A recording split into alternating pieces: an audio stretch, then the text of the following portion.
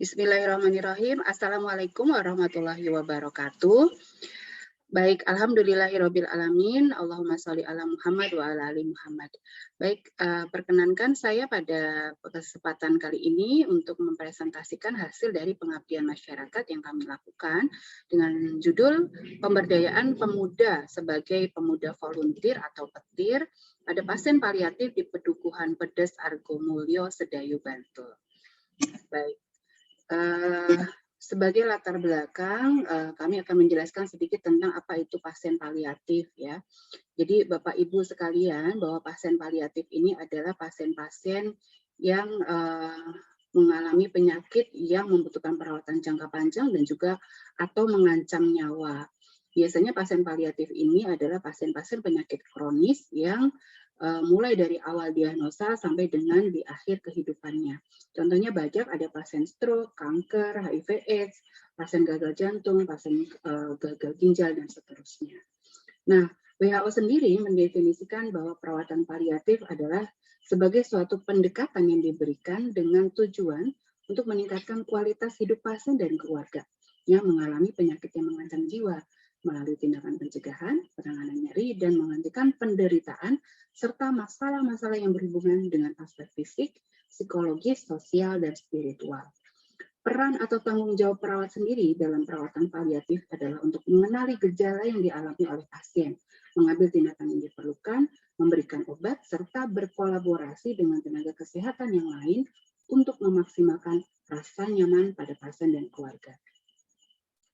Ya, tujuan perawatan paliatif sendiri adalah membantu pasien hidup sebaik mungkin hingga kematiannya, serta memenuhi kebutuhan pasien dan keluarganya, termasuk konseling berkabung bila diperlukan. Untuk tinjauan teorinya sendiri yang kami gunakan ada dari Vehling 2013, Hartog 2017, dan juga Anna Durai. Pada tinjauan teori tersebut ditemukan bahwa memang kondisi pada pasien paliatif di akhir kehidupannya dengan gejala yang semakin berat ini akan menimbulkan hambatan fisik pada pasien.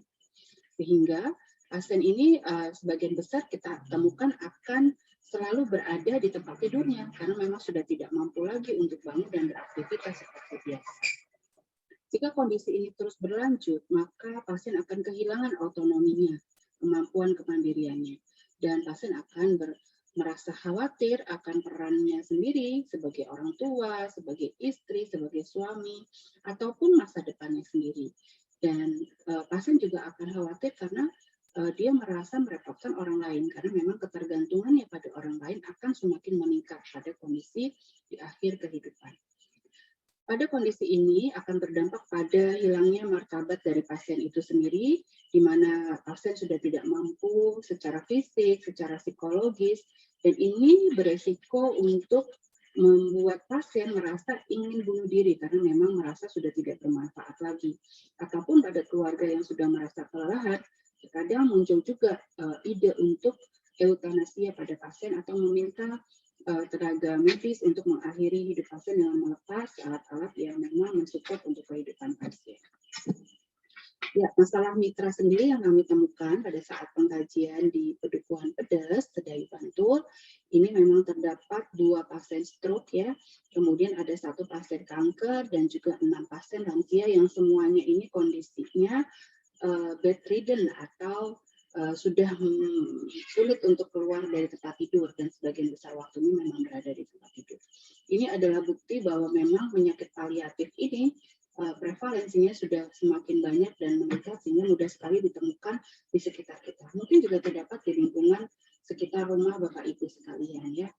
Nah, sehingga pada pasien paliatif ini disebutkan kenapa paliatif tadi ya, karena memang memerlukan perawatan jangka panjang. Yang dirawat bukan hanya pada pasien, tetapi juga keluarga. Karena pasien sebagian besar bukan dirawat di rumah sakit ya, tetapi banyak yang berada di rumah yang akan tentunya merawat adalah keluarganya.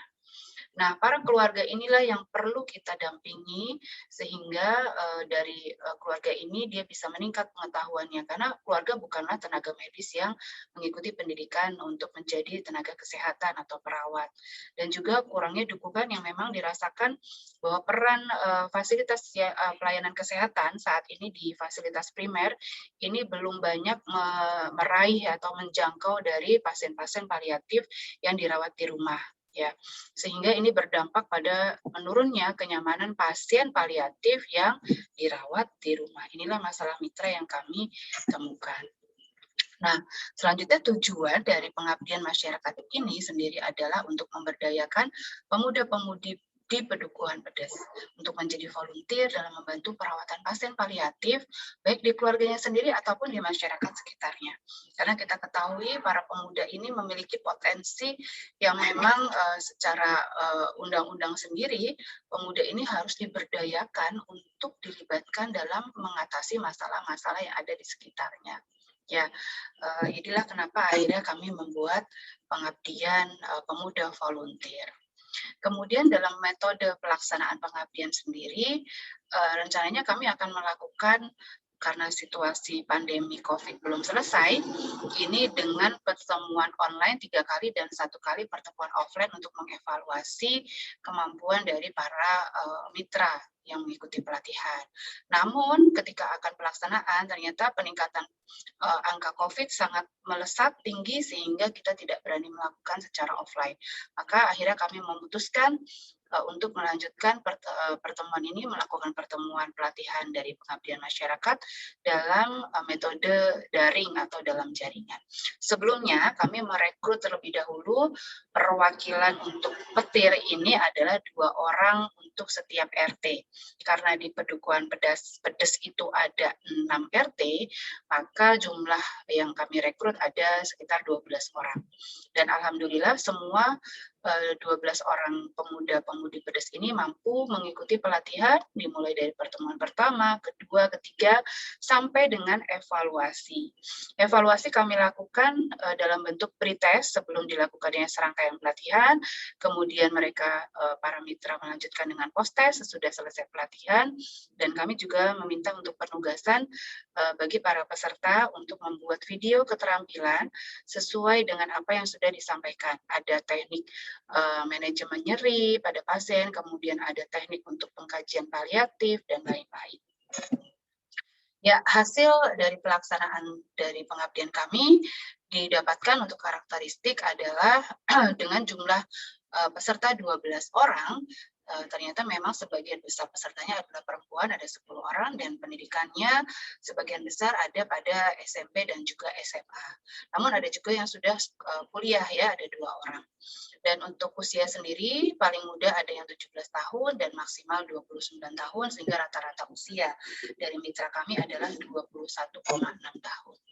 Untuk hasil pengabdian sendiri yang bisa kami ukur dan kami evaluasi bahwa terdapat peningkatan nilai ya, pretest dan post-test.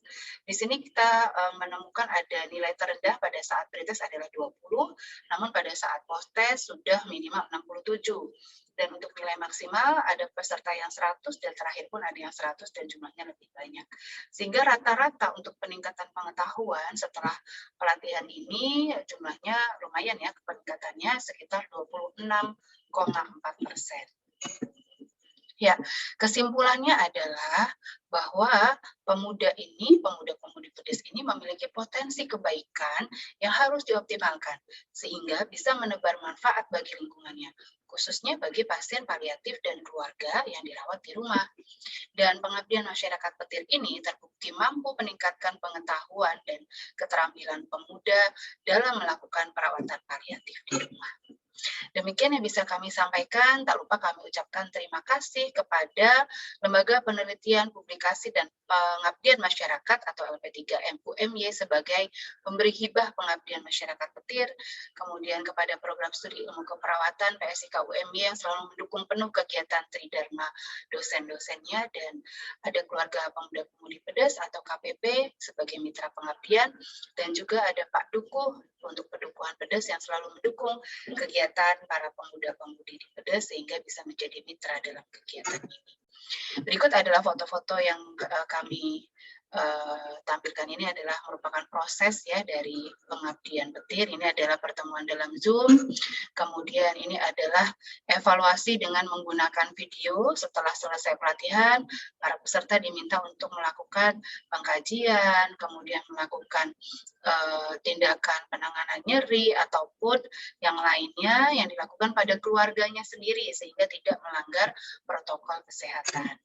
Dan ini adalah beberapa hasil video yang dikirimkan oleh para peserta. Ya, ini adalah serah terima barang yang dihadiri oleh Pak Dukuh, Ketua Mitra, dan juga peserta terbaik dari Petir. Demikian, terima kasih atas kesempatannya untuk bisa berbagi pada kesempatan kali ini.